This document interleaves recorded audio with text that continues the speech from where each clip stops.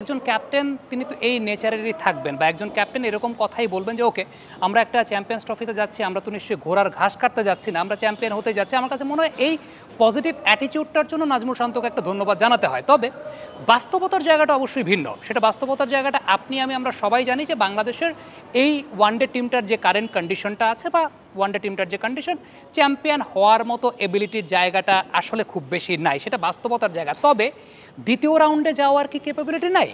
আমি মনে করি যে দ্বিতীয় রাউন্ডে যাওয়ার ক্যাপাবিলিটির জায়গাটা আছে, ডেফিনেটলি সেই ক্যাপাবিলিটির জায়গাটা আছে। বাট বড় টুর্নামেন্ট চ্যাম্পিয়ন হওয়ার মতো ক্যাপাবিলিটি, সেই চ্যাম্পিয়ন নেচারের জায়গাটা, সেটা বাস্তবতার নিরিখে আমাদেরকে বলতে হবে যে না, ওই আশাটা অন্তত আমি করি না যে ওকে বাংলাদেশ চ্যাম্পিয়ন হবে। তবে এই আশাটা অবশ্যই করে বাংলাদেশ দ্বিতীয় রাউন্ডে যাবে। প্রথমত দুবাইতে ইন্ডিয়ার এগেনস্টে যে ম্যাচটা, দুবাইয়ের ভেন্যুর পার্সপেক্টিভ থেকে আমরা যেটা জানি যে বাংলাদেশের উইক গেটটা আসলে কোথায় এই টুর্নামেন্টে। বাংলাদেশের বোলিংয়ের উইক গেটের জায়গাটা হচ্ছে বাংলাদেশের স্পিনাররা। দুবাইয়ের উইকেটের নেচারটা এমন যেখানে অফ স্পিনাররা বিগত সময়গুলোতে ভালো করছেন, লেফট আর্ম অর্থোডক্স স্পিনার বিগত সময়গুলোতে ভালো করছেন। সো বাংলাদেশের উইক গেটটা দুবাই ইন্টারন্যাশনাল ক্রিকেট স্টেডিয়ামে একটা স্ট্রং জোনের জায়গা বাংলাদেশের জন্য আছে, সেটা ডেফিনেটলি। সো ইন্ডিয়ার সঙ্গে ম্যাচটা জসপ্রীত বুমরা নাই, দুবাইয়ের মাঠ অফ স্পিনার বা লেফট আর্ম অর্থোডক্স স্পিনারদেরকে সহযোগিতা করে, সেটাও আমরা জানি। সো সব কিছু মিলে বাংলাদেশের একটা ইভেন্ট চান্স আছে। মনোবল থাকলে, আস্থা থাকলে অনেক ইভেন্টে আপনি যে কোনো প্রতিপক্ষকে হারাতে পারেন। তবে এই টুর্নামেন্টে আমার কাছে বাংলাদেশের উইক গেট, আমি ব্যাটিংকে খুব বেশি উইক গেট বলবো না, কারণ আমি জানি আপনি ওপেনিংয়ে যদি চিন্তা করেন তানজিদ তামিম, সৌম্য সরকার, তারা যদি আসলে ফ্লপও করেন, বাংলাদেশের মিডল অর্ডারের যে জায়গাটা, Mahmudullah Riyad back to back অনেকগুলো 50 করেছেন, মুশফিকুর রহিম তিনিও ভালো খেলবেন, তাওহিদ হৃদয় আছেন, জাকের আলী অনেক, বাংলাদেশ 8 ব্যাটসম্যান নিয়ে খেলে।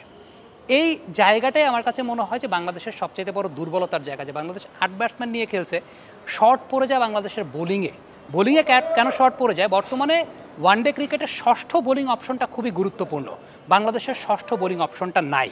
মাহমুদুল্লাহ রিয়াদ নিয়মিত বোলিং করেন না, নাজমুল শান্ত বা সৌম্য সরকার, তাদেরকেও আপনি আসলে এরকম ষষ্ঠ বোলার বলতে পারবেন না। কারণটা হচ্ছে ষষ্ঠ বোলারটাও একটা প্রমিনেন্ট বোলার প্রয়োজন হয় যে কোনো দেশের ক্রিকেটের জন্য, এটা আমার কাছে ব্যক্তিগতভাবে মনে হয়। এই জায়গাটায় বাংলাদেশের একটা উইকেট আছে। ইভেন বাংলাদেশের ফিফথ বোলিং অপশনটাও, যেটা মেহেদী হাসান মিরাজকে আমরা সাদা বলের ক্রিকেটে নাওয়াডেজ ওইভাবে সাকসেসফুল হতে দেখছি না। কিছু কিছু কন্ডিশনে সফল তিনি হবেন, যেমন দুবাইয়ের কন্ডিশনে মেহেদী হাসান মিরাজ ডেফিনেটলি সফল হবেন, বাট একটু ফ্ল্যাটার কন্ডিশনে মেহেদী হাসান মিরাজকে আরও পরীক্ষা দিতে হবে বা তার একটা বড় পরীক্ষা আসবে। এখন যেটা হতে পারে যে অনেক সময় দেখা যায় কোনো একজন বোলারের ক্র্যাম্প করছে, ক্র্যাম্প করার পর ব্যাটিংয়ের সময় ক্র্যাম্প করেছে, বোলিংয়ের সময় আলটিমেটলি বেস্ট এফোর্টটা দিতে পারছে না। সো ওই সময়টা ষষ্ঠ প্রমিনেন্ট বোলিং অপশনটা অনেক গুরুত্বপূর্ণ হয়ে যায়। সাকিব আল হাসান থাকার সময় যে বিষয়টা ছিল যে মেইন অলরাউন্ডারদের মধ্যে একজন জেনুইন বোলার, একজন জেনুইন ব্যাটসম্যান, মানে সাকিব আল হাসানের কথাই বলছি, তিনিই জেনুইন বোলার, তিনিই জেনুইন ব্যাটসম্যান।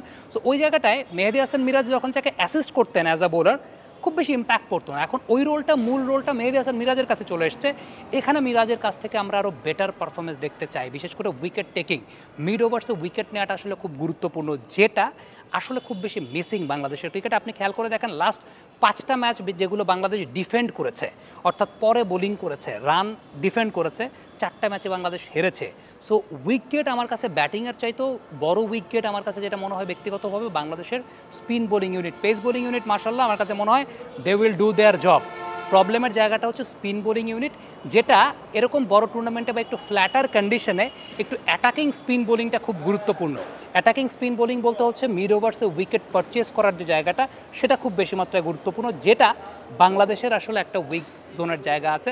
মিরাজকে আমি বিপিএলের মঞ্চে যেরকম সাহসী বোলিং করতে দেখেছি, আই উড এক্সপেক্ট মিরাজ ওইরকম সাহসী বোলিং করবেন, রাদার দেন একটু দূরে দূরে ডিফেন্সিভ নেচারের বোলিংয়ের চাইতে। অনেক সময় দেখা যায় যে আপনি সামনে একটু রান কনসিড করছেন, বাট দিন শেষে মিড ওভার্সে উইকেট পারচেস করাটা খুব গুরুত্বপূর্ণ, যেটা বাংলাদেশের একটা উইকেটের জায়গা আছে।